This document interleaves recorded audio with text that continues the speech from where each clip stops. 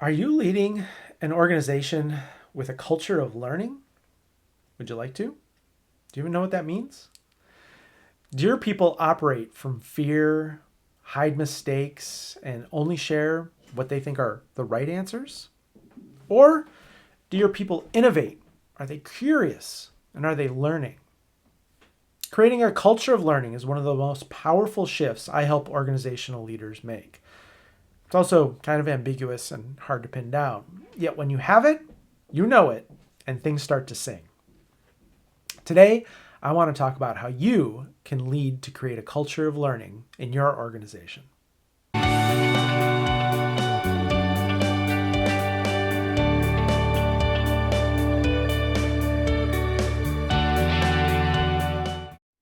So many of us can fall into operating from a mindset of fear and scarcity. I get it. I do it too. It's totally understandable. And it's really unhelpful. We need to get out of that fear and scarcity based mindset, even though we have lots of reasons to validate and affirm that perspective, and expand our thinking and help others do so as well.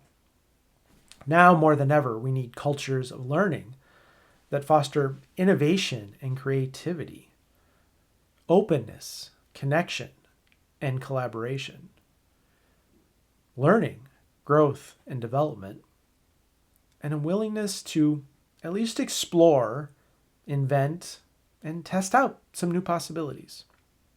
When you have a culture of learning, people are willing to share when they've made mistakes. They're willing to take risks. They're willing to try new things. Share ideas they maybe aren't even sure about. Share what they've learned from their misses, missteps, and failures, and where they're maybe changing their minds. Let's talk about the why, what, and how of how you can create a culture of learning. Let's begin with why. Adam Grant, in his book Think Again, talked about how we have this myth around brilliant ideas, that a brilliant human who we could never be or never relate to had this brilliant idea and came up with something, and we just need to wait for someone else to do that. And that this is really a myth, that most really brilliant ideas were a lot of thinking, iterating, changing their minds. And the whole book is about the power of rethinking, about changing our minds, and iterating again and again and again. Thomas Edison said, in talking about inventing the light bulb, which wasn't a light bulb idea that he just came to and invented, he took somewhere between 600 and 10,000 attempts about that, depending on how you count with ideas and experiments and things like that. And Edison said, quote, "I didn't fail 1,000 times. The light bulb was invented with 1,000 steps. So each failure was a step in learning and growth and trying, and that won't work, and maybe that will, and move forward." I think another example in a very different realm is Rosa Parks, who we often laud as a hero, as we should, for starting the Montgomery bus boycotts. And sort of the mythology is that she was just tired and fed up and wouldn't take it anymore. There's some truth to that. She was tired at the end of the day, and it really wasn't planned and orchestrated on that day. But Rosa Parks had been part of the NAACP for more than 10 years. She had been the secretary of the Montgomery NAACP for the past 2 years. She had been a part of other organizations strategizing and talking about bus boycotts for months ahead of that.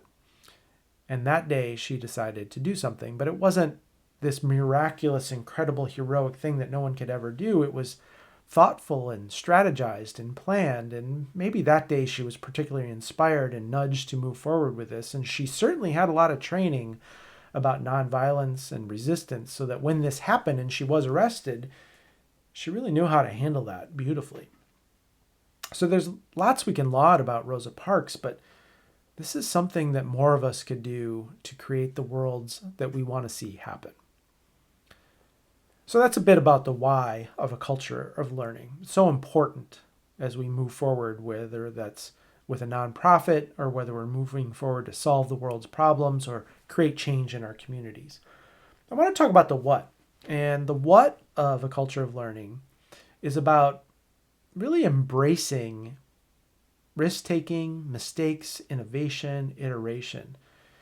And the most insidious obstacle to this culture of learning is perfectionism. Perfectionism is really insidious in our organizations, in our lives. It is an obstacle to the culture of learning, to creativity, to innovation, to being open, to being connected in so many different ways.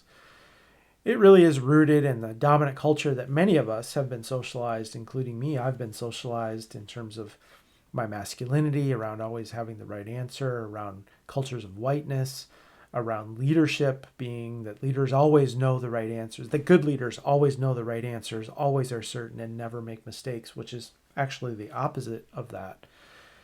Many of us have been taught perfectionism in our childhood when we might scream into the void, when nothing I do is ever good enough, because of a lot of criticism and despite our best efforts, feeling like nothing we did would really ever measure up.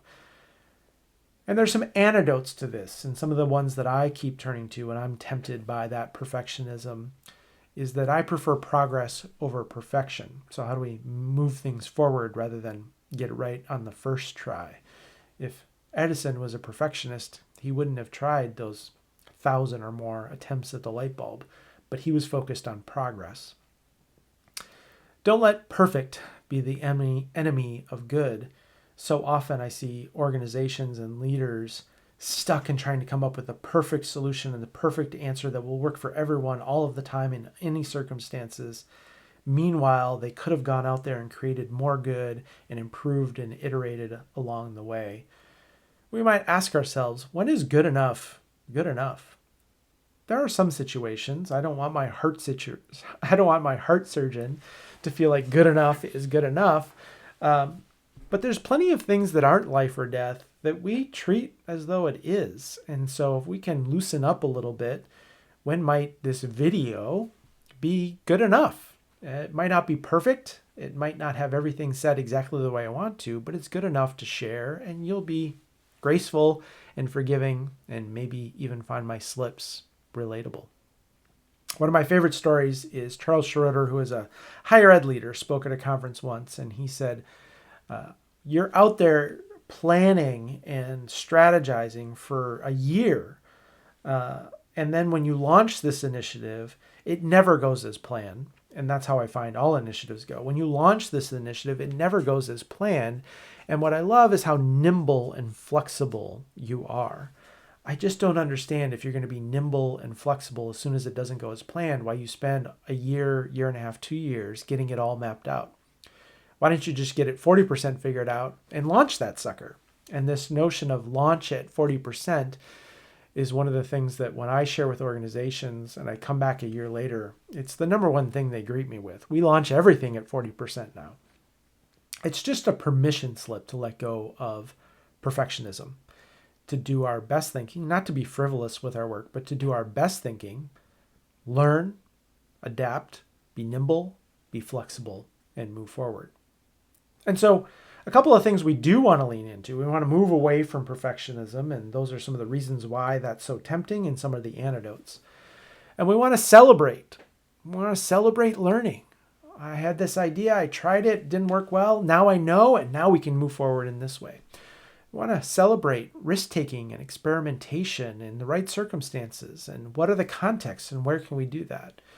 We want to celebrate curiosity rather than people showing up with everything they know and that they're certain. Where are people showing up curious and asking incredible questions or helping us all think in a different way? Where are leaders showing up unsure? That's a really great problem that we're facing. I'm not really sure what the next steps are. Let's hear from lots of you about what some possibilities are. Even if you're not sure it's a good idea, let's just share it out and maybe it'll lead to other ideas. I find the best catalyst for good ideas is a whole bunch of absurd ideas. It frees up our thinking, and then we can turn some of those absurd ideas into great ideas. So that's a bit about the why and the what. I want to talk now about how. Here's 3 tips. If you're a leader and you want to create a culture of learning and avoid perfectionism and celebrate risk-taking and innovation and iterative processes, here are 3 things that you can do. Number 1, the next time you make a mistake, make a big deal about it. And when I talk with leaders, I say, do you make a lot of mistakes? They say all the time. I said, well, the next time, make a big deal about it. I don't want to do that. I don't want anybody to know I make mistakes. They wouldn't trust me. No, when leaders make mistakes and they make a big deal about it and they share it and they're transparent and they're accountable and they take ownership and responsibility, we trust them even more. And if you want to model this as a leader, the next time you make a mistake, tell everybody about it. Take responsibility. Own it. And share how valuable it is to learn from that mistake and what you're learning moving forward. The second thing you do, a little lower risk, but a little less powerful, is change your mind about something. Say, team, I know I said da-da-da-da-da-da, and I really meant it, and that was based on this.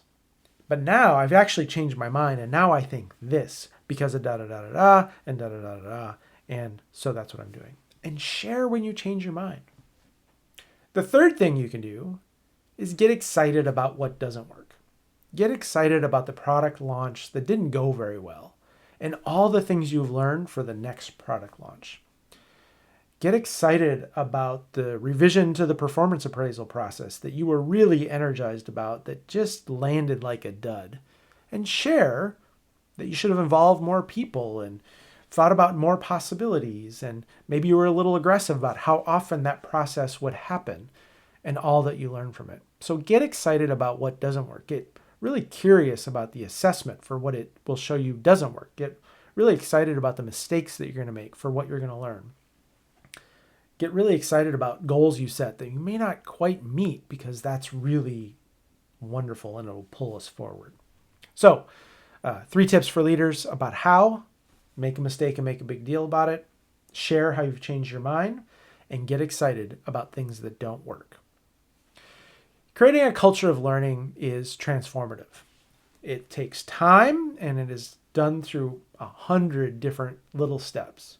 It might be explicit statements like some of the ones I'm making. It might be role modeling like some of the ones I'm suggesting. It might be what you reward and recognize and lift up. It might be your tone. It's often how we show up as leaders and what we cultivate. This can be powerful for innovation, creativity, productivity, problem solving, learning, and helping our people be fully engaged with everything they have to offer. If you're interested in investing in a culture of learning with your organization, let's connect. You can easily find me at keithedwards.com or at the links below. Together, let's empower better tomorrows for us all.